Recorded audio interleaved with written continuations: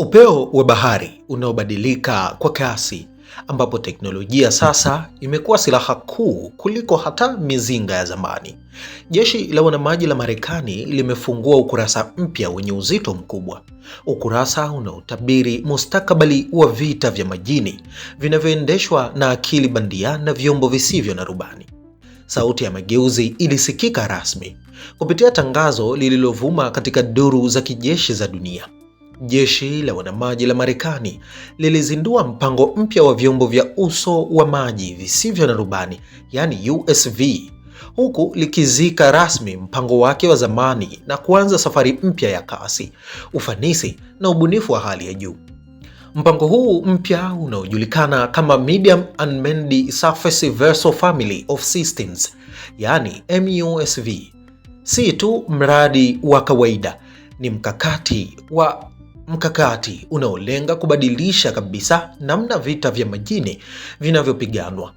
Rebecca Gassler, mmoja wa viongozi wakuu wa ununuzi wa mifumo ya roboti ndani ya jeshi hilo, alitoa taswira ya wazi. Hii si tena zama za kuchelewesha miradi kama miaka mingi ya majaribio yasiyoisha. Hapa ni kasi, uhalisia na uwezo wa moja kwa moja. Vita vya uamuzi, nani anapata nafasi ya kuunda meli za kesho. Katika mpango huu, kampuni mbalimbali zimealikwa kuwasilisha miundombinu yao ya meli zisizo na rubani. Meli ambazo tayari ziko karibu na uzalishaji, si ndoto za maabara. Masharti ni makali: mpango wa biashara, uwezo wa viwanda, majaribio ya kiufundi na uthibitisho wa ubora vitachunguzwa kwa kina kabla ya kupewa nafasi ya kuingia baharini kwa majaribio halisi, na hapa ndipo ushindi wa kweli unaanza. Tofauti na miradi ya zamani iliyokuwa ikichukua miaka mingi kabla ya kuona matokeo, mpango huu umebuniwa kwa kasi ya ajabu. Hakutakuwa na muda mrefu wa prototype na majaribio ya polepole. Badala yake, kampuni zitachaguliwa, zitaingia moja kwa moja kwenye majaribio ya baharini, na zikifaulu, zitaanza uzalishaji mara moja. Kauli ya Gassler ilikuwa fupi lakini yenye uzito, na hapa na nukuu: baada ya majaribio, tunakwenda moja kwa moja kwenye mbio za uzalishaji.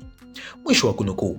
Hii ina maana kwamba ifikapo mwaka wa fedha 2027, meli za kwanza za kizazi hiki kipya zinatarajiwa kuanza kuwasili rasmi ndani ya kikosi cha wanamaji. Lakini MUSV si mpango wa pekee, ni kipande cha fumbo kubwa linaloitwa Golden Fleet. Huu ni mkakati mpya uliotangazwa mwishoni mwa mwaka 2025, unaolenga kujenga kikosi kipya cha meli zenye nguvu isiyo na kifani.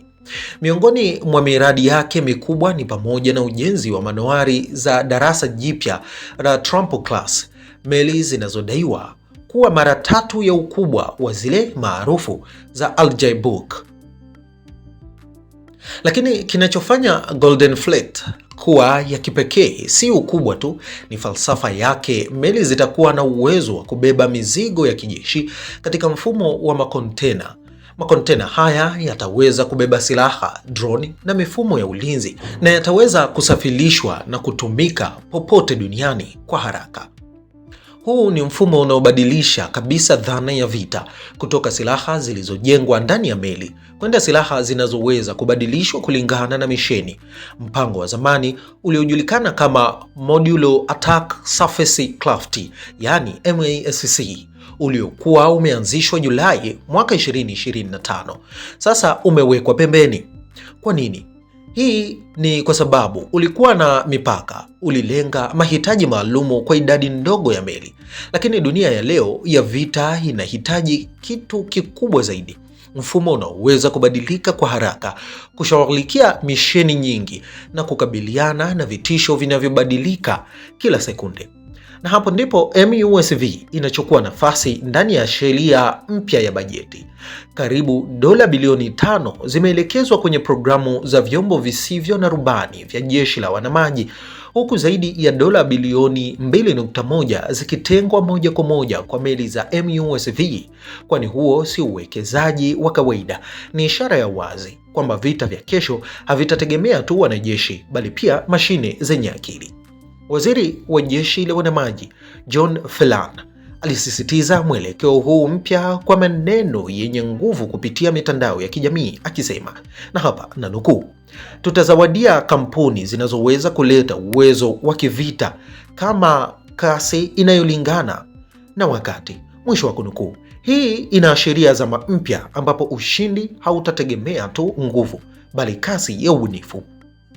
Katika ulimwengu unaobadilika haraka, Marekani inaonekana kuweka wazi kuwa haitaki kubaki nyuma. Kwa kuachana na mifumo ya zamani na kukumbatia roboti za baharini, inajenga jeshi ambalo linaweza kupigana bila kuchoka, bila hofu na kwa ufanisi wa hali ya juu.